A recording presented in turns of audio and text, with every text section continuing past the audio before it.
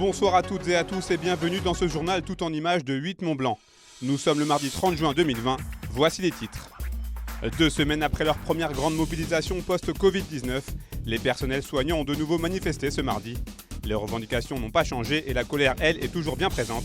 Reportage complet dans cette édition. Et puis direction le territoire des sources du lac d'Annecy pour la 5e édition du Festival des cabanes. Organisée dans plusieurs communes, la manifestation accueillera 16 cabanes d'architectes à partir du 4 juillet prochain.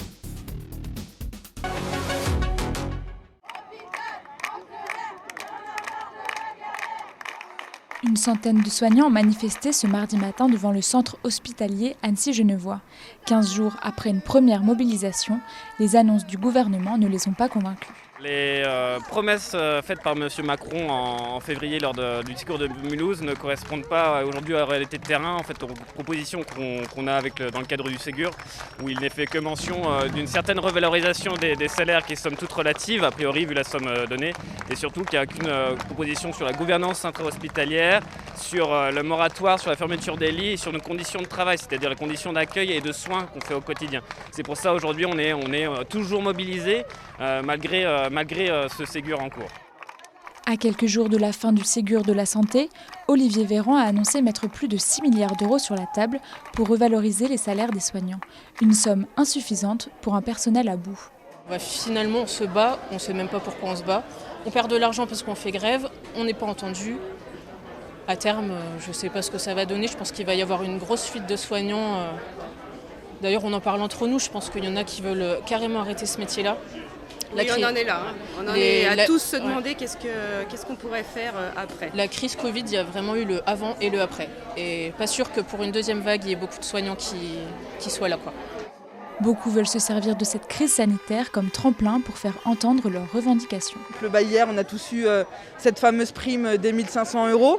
Alors oui, on est content parce que on la mérite avec tout ce qu'on a traversé. Mais nous, ça ne nous suffit pas. On voudrait que nos salaires augmentent, que nos conditions de travail changent et qu'ils arrêtent en fait de tout le temps nous promettre des choses et en fait il n'y a rien qui se passe. Parce qu'on se bat aussi pour les usagers, quoi. Pas que pour nous. Parce que l'hôpital de demain, vraiment, ça fait peur. Les soignants espèrent une mobilisation de la population à leur côté. Ils se sont de nouveau donné rendez-vous ce mardi soir sur le bord du lac d'Annecy. Les élus de Gaillard étaient mobilisés ce mardi dès 6 h du matin. Ils ont distribué des flyers au niveau de la douane de Moilsula. Objectif de cette opération, sensibiliser les frontaliers. En effet, le canton de Genève reverse chaque année le tiers de l'impôt à la source, payé par les frontaliers à leurs communes, intercommunalités et départements de résidence. Mais nombre d'entre eux omettent de déclarer leur résidence principale. On écoute les explications du maire et de son premier adjoint, recueillies par Victoria Lopez. Si on est français et qu'on travaille à Genève, on a un permis, ce qu'on appelle un permis G, avec une adresse. Et donc cette adresse, pour que ça nous serve à nous, commune de Gaillard, et qu'on ait notre rétrocession, il faut que l'adresse soit indiquée Gaillard. Donc quand il y a un déménagement ou quand il y a un changement, une arrivée sur le territoire, il faut refaire des sensibilisations pour dire pensez à bien faire cette déclaration, à bien changer votre adresse si vous avez changé. Il y a un autre sujet, c'est le sujet des Suisses qui sont en résidence secondaire chez nous et pas en résidence principale et qui là du coup non plus ne nous rapportent pas cette rétrocession genevoise. Ce qu'on constate surtout, c'est qu'on a un effet ciseau qui arrive avec une diminution du nombre de résidences principales et une augmentation de résidences secondaires. Et on sait très bien que Gaillard, ce n'est pas une station balnéaire, donc on sait que ces écarts de résidences secondaires sont liés à principalement des Suisses qui habitent sur France. On estime un manque d'un peu plus quand même de 200 personnes qui ne seraient pas déclarées. Depuis le 22 juin, 75% des 750 collégiens que peut accueillir le collège des Rives du Léman à Évian-les-Bains sont retournés en classe.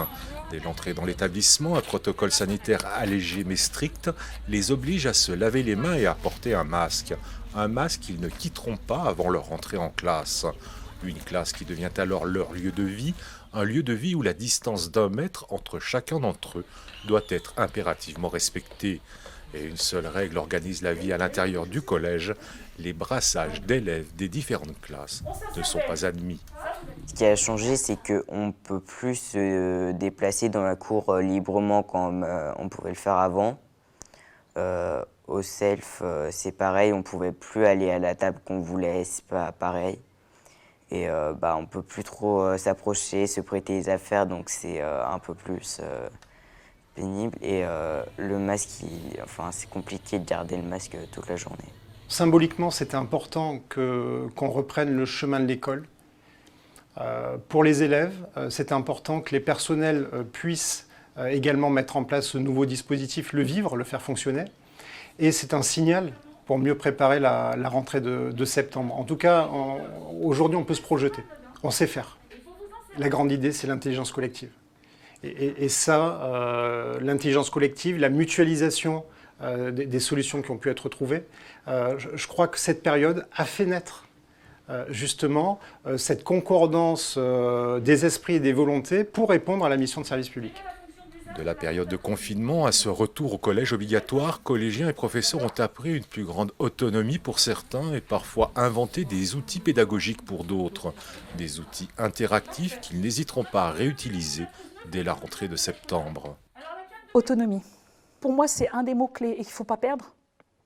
Il ne faut pas le perdre et il va falloir le transmettre dès l'année prochaine aux nouveaux élèves qui vont arriver en 6e pour justement mettre en place très rapidement cette autonomie. Donc forcément, très très vite, il faudra mettre en place les outils qu'on a utilisés pendant le confinement et qui font que ce sont des outils qui finalement ne peuvent continuer à servir et qu'il faudra absolument pérenniser. Les parents ont compris qu'on avait répondu à une situation inédite sur une période qui était pas prévisible et pour laquelle on n'avait pas de procédure. Et je crois que c'est ça qui a marqué les esprits et on est toujours là. On est toujours là, le collège est ouvert, les élèves sont en classe, on y est arrivé. Le lundi 22 juin, tous les collégiens étaient appelés à revenir sur les bancs de l'école après une longue fermeture imposée par le confinement, puis un fonctionnement en effectif réduit durant plusieurs semaines. Aujourd'hui, la vie quotidienne du collège est maintenant optimisée pour envisager une rentrée de septembre la plus sereine possible.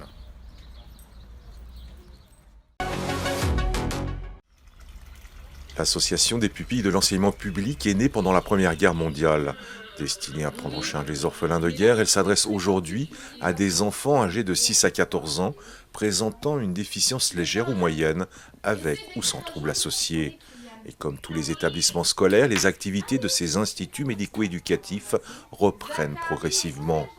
Pour les élèves, la période du confinement a été source d'initiatives solidaires et ingénieuses, car le contexte a obligé les équipes à se réinventer, à trouver de nouveaux outils pour se sentir ensemble, malgré la distance physique.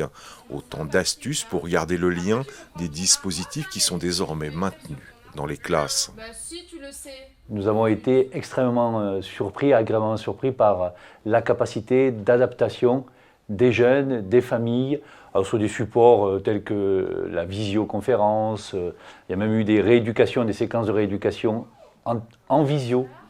Des enfants présentant des troubles autistiques qui se sont très très bien adaptés aux contraintes posées par les professionnels. La maîtresse nous envoie le lien et après il faut cliquer sur le lien ou marquer le mot de passe et d'un côté on est sur un écran et de l'autre on voit tout le monde. J'ai fait beaucoup de maths, beaucoup de lectures. Il a fallu qu'on trouve des solutions pour leur permettre de se voir, leur permettre de nous voir et de leur permettre aussi de continuer à travailler dans les meilleures conditions possibles, c'est-à-dire en leur expliquant en direct les choses, avec notre façon habituelle de communiquer avec eux pour qu'ils continuent à travailler et qu'ils trouvent un rythme. Surtout, c'était aussi les aider à trouver un rythme pendant le confinement. Aujourd'hui, les outils numériques mis en place pendant la période de confinement sont devenus indispensables pour les familles, les enfants et les équipes éducatives. Des outils essentiels pour les familles qui ont choisi de garder leurs enfants à domicile. Ils ont appris différemment, on a revu d'autres bases ou renforcé des bases. comme les devoirs de vacances où on en profite souvent pour renforcer les points faibles, les choses qu'ils n'osaient pas forcément faire devant les copains, mais que là il n'y a pas de regard de copains pour dire, donc ça c'est important aussi, de ne pas avoir peur d'échouer face aux copains. Et je pense que ça a aussi resserré des liens enfants-parents. Parce que là, pour certains parents, ils ont été obligés de passer du temps avec leurs enfants, de faire des activités pédagogiques avec eux. Et je pense qu'il y a certains parents, ça a vraiment recréé du lien. De la période du confinement, tous les enfants garderont comme souvenir tous ces instants vécus dans l'intimité de leurs camarades. Voir et être vus, une autre relation s'est installée, parfois plus conviviale. Une étape toute particulière qui fera date dans la préparation à la sortie de ces enfants sur le chemin de l'autonomie et de l'inclusion scolaire. Déjà annulé cette année en raison de la pandémie de Covid-19, le Salon de l'Automobile de Genève n'aura pas non plus lieu en 2021. Les organisateurs qui doivent faire face à de grosses difficultés financières l'ont annoncé ce lundi. Après des pertes estimées à 11 millions de francs suisses liées à l'annulation de l'édition 2020, la Fondation du Salon de l'Automobile s'est vue contrainte de refuser un prêt du canton de Genève. Par ailleurs, les organisateurs ont décidé de privilégier la vente des droits du salon à Palexpo. Les cabanes ne sont plus uniquement des rêves d'enfants. Le Festival des cabanes se consacre à ces petits édifices sur le territoire des sources du lac d'Annecy. Au programme de cette 5e édition, 16 bâtiments en bois sont à découvrir entre lac et montagne. C'est un festival d'architecture, certes, mené par des architectes, mais qui consiste également à bien intégrer toutes ces architectures dans les paysages de ce territoire, paysages qu'on a su préserver, paysages absolument proches de la nature.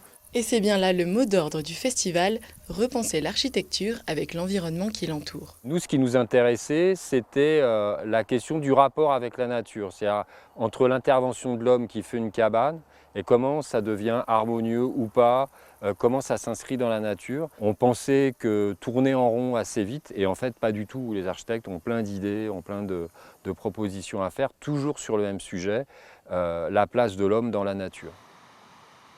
L'inauguration des cabanes se tiendra le 4 juillet. En attendant, les jeunes architectes s'activent pour terminer leur construction.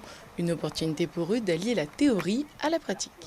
On n'a pas forcément l'habitude de nous-mêmes monter, visser, créer les choses. Ça nous permet aussi d'enrichir un peu notre architecture, de se rendre mieux compte en fait des impératifs de construction. Il y a toute la dimension poétique liée à la cabane, l'enfance, quelque chose de simple.